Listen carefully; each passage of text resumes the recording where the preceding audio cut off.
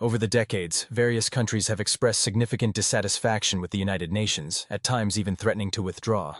However, no member state has ever completed a formal full withdrawal. One notable historical example occurred in 1965, when Indonesia declared its intent to leave the UN in protest of Malaysia's inclusion as a non-permanent member of the UN Security Council. Although Jakarta announced its withdrawal, the UN refrained from officially recognizing it. Indonesia later re-engaged with the organization in 1966 under a new government, making the departure a temporary break rather than a permanent exit. In more recent years, other nations have voiced similar frustrations.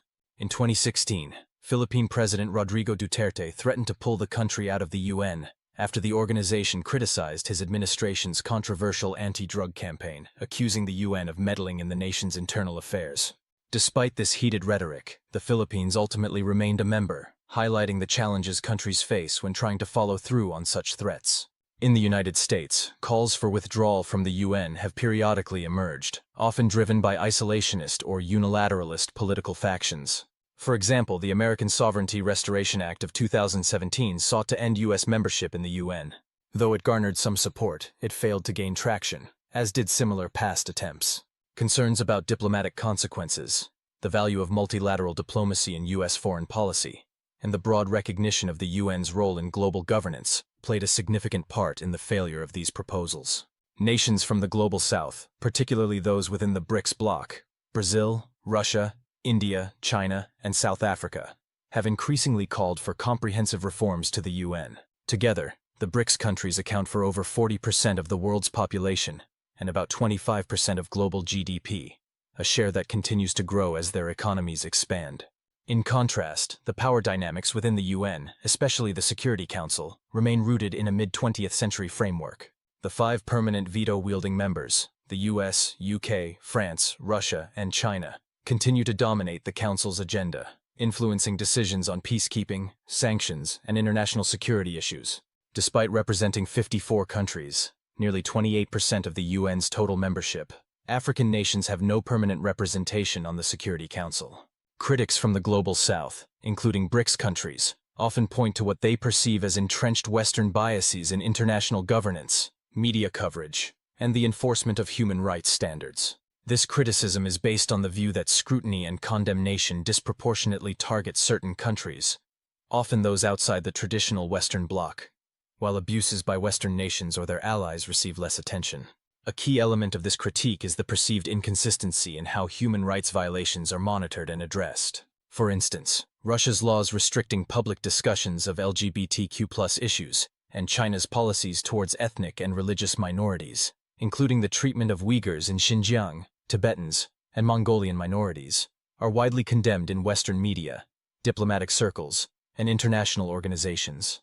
This condemnation is backed by reports from entities like the UN Human Rights Council, Amnesty International, and Human Rights Watch, which document arbitrary detentions, forced labor, and severe restrictions on cultural and religious practices in these regions. In contrast, critics argue that human rights violations within Western countries tend to receive far less sustained international attention. Issues such as systemic racism, racial profiling, and police brutality in the United States, highlighted by movements like Black Lives Matter, have sparked domestic protests and condemnation, but have not led to comparable international diplomatic pressure or sanctions. Similarly, indigenous populations in countries like the US, Canada, and Australia have faced long-standing discrimination, economic marginalization, and cultural suppression. While international organizations produce reports on these issues, the global diplomatic pushback and media coverage are typically more muted compared to the scrutiny directed at non-Western states. The role of media in shaping global perceptions further contributes to the perception of a double standard. Western media outlets, which dominate global news cycles, frequently spotlight abuses committed by geopolitical rivals like Russia or China, ensuring these stories remain in the global spotlight. Conversely, coverage of similar or even more severe abuses in Western countries often receives far less attention, reinforcing the perception of inconsistent application of human rights standards. Human rights challenges within Western nations often receive less attention, or are framed as systemic issues that are unintentional rather than being recognized as deliberate or egregious policy failures. This imbalance in coverage and discourse has a profound impact on public perceptions and international policy debates. It ultimately shapes which issues are prioritized by international bodies such as the UN Human Rights Council, or the European Court of Human Rights. One prominent example of such a disparity can be seen in the realm of refugee responses, where the international community's double standards become glaringly evident. These double standards manifest starkly in the differing ways that refugees from various regions are treated, particularly when comparing the European Union's response to refugees from Ukraine with its treatment of those fleeing conflict in the Middle East and Africa. The EU's treatment of Ukrainian refugees, especially following Russia's invasion of Ukraine in February 2022, stands in sharp contrast to the often harsh and protracted asylum procedures that refugees from countries like Syria, Afghanistan, and Somalia have faced in recent years. When the conflict in Ukraine escalated, the EU quickly activated its Temporary Protection Directive, an exceptional measure that had rarely been employed in the past. Under this directive, around 8 million Ukrainian refugees were granted immediate work authorization, access to education, healthcare, and the freedom to move freely between member states. This level of support was unprecedented and offered a clear contrast to the cumbersome and slow-moving asylum processes that refugees from other regions have historically encountered. In contrast, during the 2015 refugee crisis, refugees fleeing war-torn Syria, Afghanistan, and other parts of the Middle East and North Africa faced a much different reality. Many European countries erected physical barriers along their borders, implemented pushbacks at sea, and negotiated controversial agreements like the EU-Turkey deal to curb arrivals from these regions.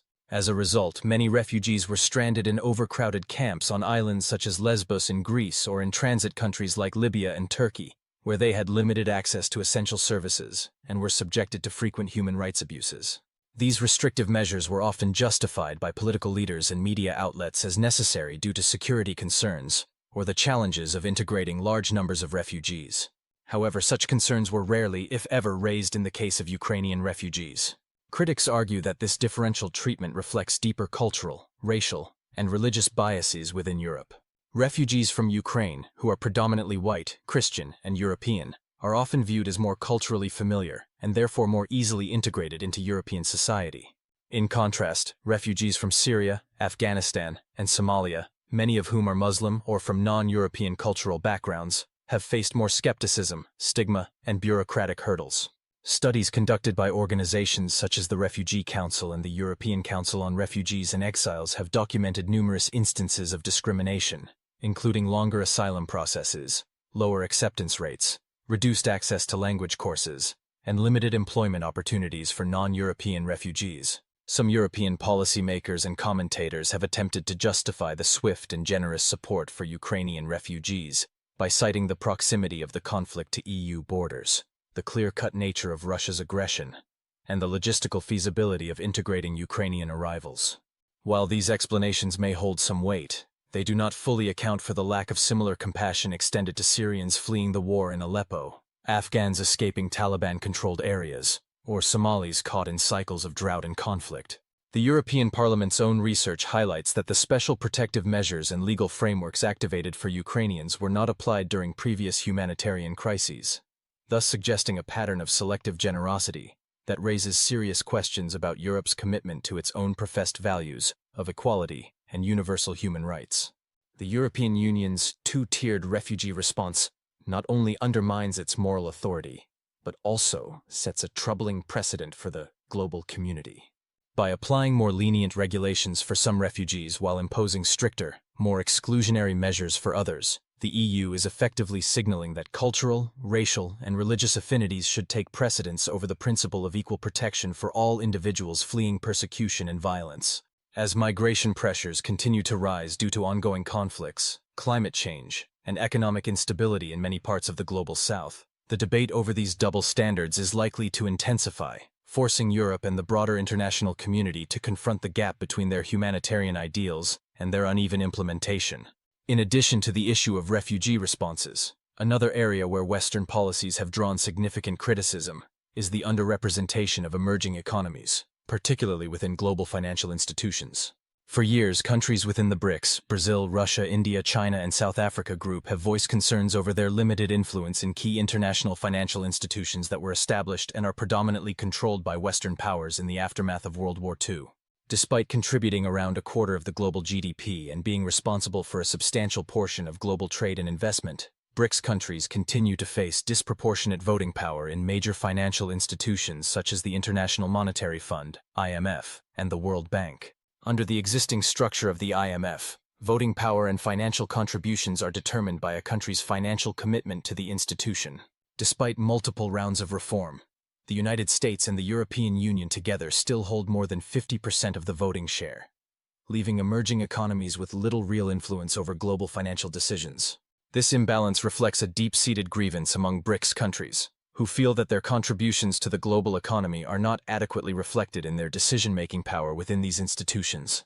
As global economic dynamics continue to shift and the influence of emerging economies grows, the question of reforming international financial institutions to better reflect the realities of the modern global economy remains a critical issue. 2020s, Western-aligned countries and their continued dominance in global institutions. Throughout the 2020s, Western-aligned countries have maintained a dominant position within the global financial architecture, particularly through their control of voting power within key international institutions like the International Monetary Fund, IMF. These countries collectively hold more than 60% of the total voting share in the IMF, granting them significant leverage to influence policy decisions, dictate loan conditionalities, and shape the overall strategic direction of the institution. The United States, in particular, retains over 16% of the IMF's vote, which provides it with a de facto veto power on major decisions that require an 85% supermajority. In stark contrast, China, whose economy surpassed $18 trillion by 2020, holds less than 7% of the voting share. This discrepancy reflects a misalignment between China's immense economic weight and its voting power in these international institutions. The imbalance is deeply rooted in a post-1945 global order, which has struggled to adapt to the shifting economic realities of the 21st century. Despite incremental reforms, such as the IMF's 2010 quota changes, which took effect in 2016, the progress has been painfully slow. These reforms modestly increased the quotas of emerging economies, particularly China, but they fell far short of creating a comprehensive realignment of the global financial order. India, too, finds itself in a similar position. As one of the world's fastest-growing economies, on track to become the third largest in the near future, India's voting power within the IMF is still disproportionately small compared to its economic and demographic significance. Brazil and South Africa face similar challenges, where their voting shares in these institutions reflect outdated power structures, rather than their current status as important regional players with growing global influence. One of the most frustrating aspects of the existing international financial system is the unwritten tradition that has existed since the Bretton Woods era, in which the head of the World Bank is always American, and the IMF is led by a European. This arrangement, despite the dramatic shifts in the global political and economic landscape, has persisted largely unchallenged.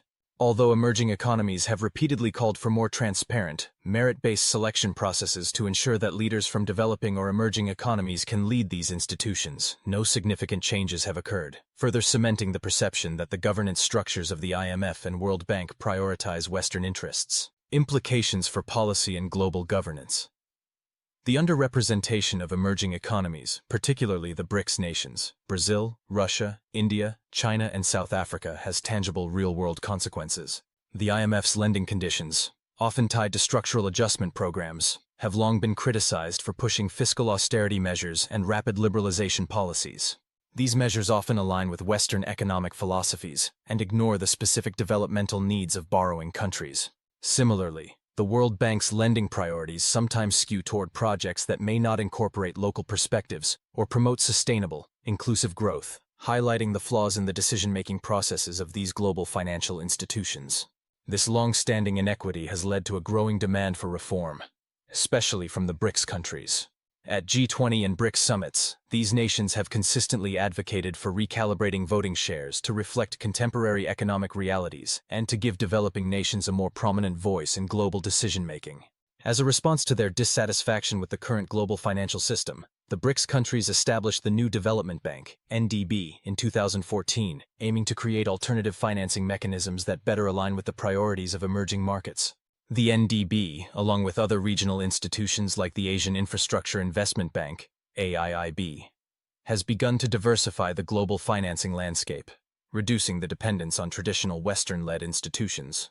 However, the existence of these alternative institutions also underscores the degree to which established international financial institutions, IFIs, have failed to accommodate the rise of new power centers.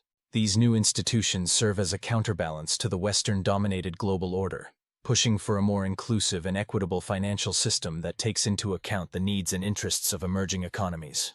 Prospects for reform. There is growing recognition, particularly among some Western policymakers, that a more balanced governance structure within the IMF and World Bank would enhance the legitimacy and effectiveness of these institutions. However, the political resistance to major reforms, coupled with the inertia of established governance arrangements, has stymied significant change.